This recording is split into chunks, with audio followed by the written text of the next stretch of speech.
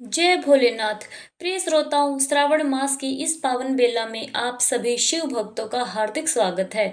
आज हम द्वादश ज्योतिर्लिंगों में सप्तम श्री काशी विश्वनाथ ज्योतिर्लिंग की दिव्य एवं पौराणिक कथा का प्रथम भाग सुनेंगे। प्रिय श्रोताओं, काशी केवल एक नगर नहीं बल्कि भगवान शिव की अनादि और अविनाशी नगरी है। शास्त्रों में कहा गया है कि प्रलय काल में भी काशी का विनाश नहीं होता, क्योंकि यह स्वयं भगवान शिव के त्रिशूल पर विराजमान है। इसलिए इसे मोक्षदायिनी नगरी कहा जाता है। सतयुग में धर्मात्मा और न्यायप्रिय राजा दिवोदास ने कठोर तपस्या करके सृष्टिकर्ता ब्रह्मा जी को प्रसन्न किया।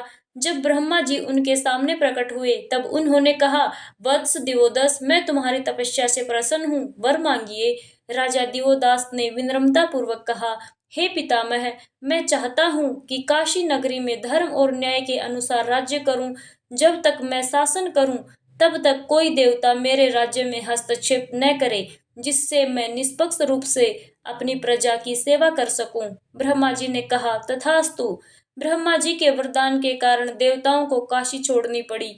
भगवान शिव भी अपनी प्रिय नगरी से कुछ समय के लिए मंदार पर्वत पर निवास करने चले गए।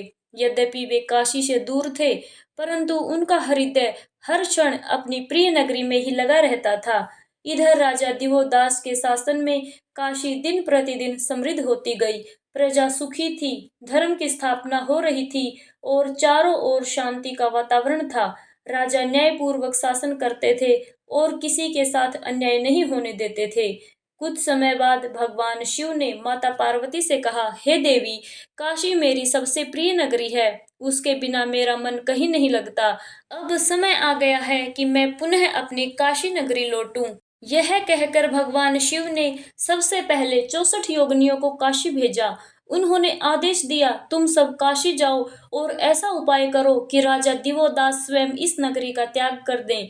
भगवान शिव की आज्ञा पाकर 64 योगिनियां काशी पहुंची, किंतु जैसे ही उन्होंने काशी की पवित्र भूमि पर कदम रखा, वे उस नगरी की दिव्य आभा, गंगा जी की पावन धारा, मंदिरों की घंटियों और वेद मंत्रों की ध्वनि से मंत्रमुग्ध हो गई।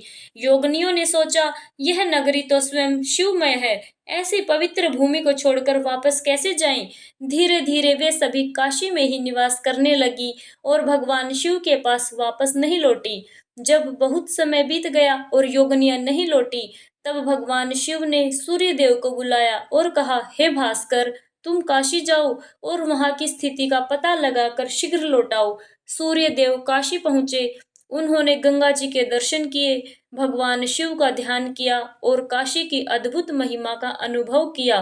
काशी की दिव्यता से वे भी इतने अभिभूत हुए कि वही रहने लगे। आज भी काशी में अनेक प्राचीन आदित्य मंदिर सूर्य देव की उसी उपस्थिति की स्मृति माने जाते हैं। इसी प्रकार न तो 64 योगिनियां लौटी और न ही सूर्य देव। भगवान शिव समझ गए कि काशी की महिमा ऐसी ही है, जो भी वहां जाता है वह वहीं का होकर रह जाता है। अब भगवान शिव ने एक नया उपाय करने का निश्चय किया। जब 64 योगिनियां और सूर्य देव दोनों ही काशी की दिव्य महिमा से इतने मोहित हो गए कि वही निवास करने लगे। जब वे वापस नहीं लौटे, तब भगवान शिव ने सृष्टिकर्ता ब्रह्मा जी से कहा, हे पितामह, आप काशी जाइए और ऐसा उपाय कीजिए कि मैं पुनः अपनी प्रिय नगरी में निवास कर सकूं। भगवान शिव की आज्ञा पाकर ब्रह्मा जी काशी पहुंचे। वहां पहुंचकर उन्होंने गंगा जी में स्नान किया, भगवान शिव का ध्यान किया और काशी की अनुपम महिमा का अनुभव किया। ब्रह्मा जी ने देखा कि राजा दिवोदास धर्म पूर्वक शासन कर रहे हैं, प्रजा सुखी है, यज्ञ हो रहे हैं, वेदों का पाठ हो रहा है और चारों तरफ धर्म की स्थापना है। राजा न्यायप्रिय, दयालु और सत्यनिष्ठ थे। ब्रह्मा जी राजा दिवोदास के पास पहुंचे। राजा ने उनका अत्यंत आदर सत्कार किया और विनम्रता पूर्वक पूछा, हे पितामह, आपकी क्या सेवा कर सकता हूँ? ब्रह्मा जी ने कहा, राजन, मैं यहाँ एक महान वैदिक यज्ञ करना चाहता हूँ, कृपया इसकी व्यवस्था करवाइए। राजा दिवोदास ने तुरंत सहमति दे दी और यज्ञ की संपूर्ण व्यवस्था करवाई। अनेक ऋषि मुनि, विद्वान, ब्राह्मण और तपस्वी उस यज्ञ में सम्मिलित हुए। विधि विधान से यज्ञ संपन्न हुआ और संपूर्ण काशी वैदिक मंत्रों से गुंजायमान हो उठी। यज्ञ पूर्ण होने के बाद भी ब्रह्मा जी का मन काशी से हट नहीं पाया। उन्होंने सोचा, यह नगरी तो वास्तव में स्वयं भगवान शिव की नगरी है, यहाँ से लौटने की इच्छा ही नहीं होती। इसी प्रकार ब्रह्मा जी भी काशी में ही रहने लगे और भगवान शिव के पास वापस नहीं गए। भगवान शिव ने देखा कि जिन्हें भी काशी भेजा जाता है वे उसकी दिव्य महिमा में ऐसे रम जाते हैं कि लौटकर ही नहीं आते। तब भगवान शिव मुस्कुराए और बोले, अब समय आ गया है। इस कार्य के लिए मैं अपने सबसे बुद्धिमान पुत्र श्री गणेश को भेजूंगा। वही अपनी बुद्धि और लीला से इस कार्य को पूर्ण करेंगे। भगवान शिव ने श्री गणेश का स्मरण किया। गणेश जी तुरंत उनके समक्ष उपस्थित हुए और हाथ जोड़कर बोले, पिताश्री, आपकी क्या आज्ञा है? भगवान शिव ने उन्हें काशी की पूरी स्थिति बताई और कहा, वत्स, अब यह कार्य केवल तुम्हारी बुद्धि और विवेक से ही पूर्ण हो सकता है। श्री गणेश जी ने मुस्कुराकर भगवान शिव को प्रणाम किया और कहा, जैसी आपकी आज्ञा पिताश्री। भगवान गणेश ने अपने माता पिता को प्रणाम किया और काशी की ओर प्रस्थान किया। काशी जी पहुंचकर श्री गणेश ने एक विद्वान ज्योतिषी ब्राह्मण का रूप धारण किया। कुछ ही दिनों में उनकी विद्वता और भविष्यवाणी की चर्चा पूरे नगर में फैल गई। दूर दूर से लोग अपने प्रश्न लेकर उनके पास आने लगे। जो भी उनके पास जाता उसकी शंका का समाधान हो जाता। धीरे धीरे यह समाचार राजा दिवोदास तक भी पहुंचा। उन्होंने उस विद्वान ब्राह्मण को अपने राजमहल में आमंत्रित किया। राजा ने उनका आदर सत्कार किया और धर्म, नीति तथा जीवन के रहस्यों पर चर्चा की। श्री गणेश ने राजा से कहा, हे राजन, आपका राज्य आदर्श है, आपकी प्रजा सुखी है, धर्म की स्थापना हो रही है और आपके यश की चर्चा तीनों लोकों में है। किंतु क्या आपने कभी विचार किया है कि यह राज्य, यह वैभव और यह शरीर सदा रहने वाले नहीं हैं?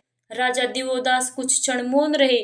तब गणेश जी बोले, यह संसार परिवर्तनशील है। जो जन्म लेता है उसका अंत भी निश्चित है। राज्य, धन, यश और ऐश्वर्य सब यहीं रह जाते हैं। मनुष्य के साथ केवल उसके पुण्य और भगवान की भक्ति ही जाती है। राजा दिवोदास के हृदय पर इन वचनों का गहरा प्रभाव पड़ा। गणेश जी ने आगे कहा, हे राजन, आपने प्रजा का कल्याण किया, धर्म की रक्षा की और अपना राजधर्म पूरी निष्ठा से निभाया। अब समय आ गया है कि आप भगवान शिव की आराधना करके अपने जीवन को पूर्ण करें। इन वचनों ने राजा दिवोदास के अंतर मन में वैराग्य जगा दिया। उन्हें अनुभव हुआ कि संसार का सर्वोच्च सुख भी भगवान शिव की भक्ति के सामने तुच्छ है। उस रात राजा को बार बार भगवान शिव का स्मरण होने लगा। उनके हृदय में केवल एक ही इच्छा शेष रह गई, भगवान विश्वनाथ के दर्शन। उन्हें अनुभव हुआ कि संसार का समस्त वैभव क्षणभंगुर है और भगवान शिव की भक्ति ही जीवन का परम लक्ष्य है।